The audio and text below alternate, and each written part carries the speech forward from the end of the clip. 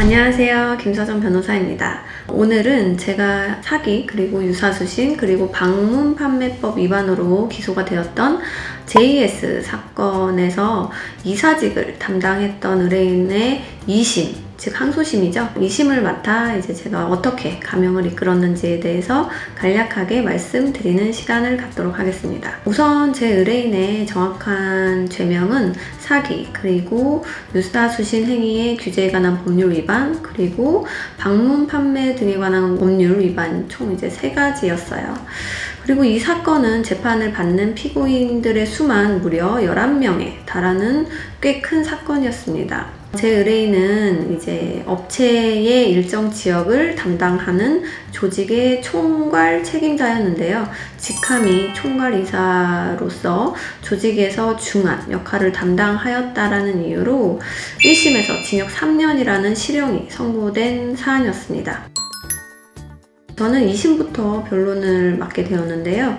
안타까운 점은 제 의뢰인은 이미 이제 수사가 개시되기 전부터 이미 일부 회원들에게 피해 금액을 원상회복 줬던 탓에 이제 안타깝게도 2심에서 추가적인 변제를 위한 합의금이 마련이 어려운 상황이었습니다. 그래서 저는 조직 내에서 제 의뢰인의 실제 지위, 그리고 역할, 그리고 실제 수익, 그리고 투자를 받게 된 경위 등을 면밀히 이제 살펴봤어요. 그래서 이제 다음과 같은 변론 포인트에 중점을 두고 이제 변론을 하게 되었습니다.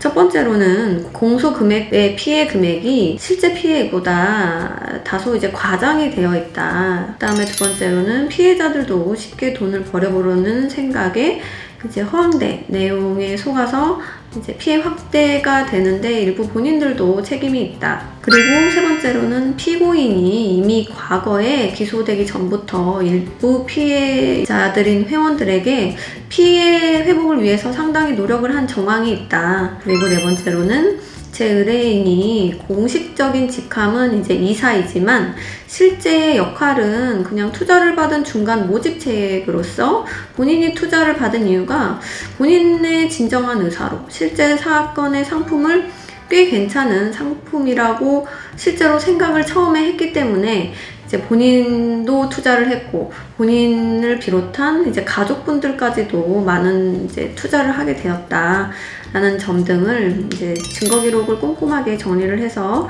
변소를 하게 되었습니다. 그 결과 2심에서 일부 이제 상피고인들은 심지어 이제 무죄에서 유죄로 이제 뒤바뀌는 그런 결과를 초래한 분도 있으셨어요. 근데 이제 제 의뢰인 같은 경우는 2심에서 이제 추가 변제를 하지 못했음에도 불구하고 3개월이라는 감형을 받을 수 있었습니다.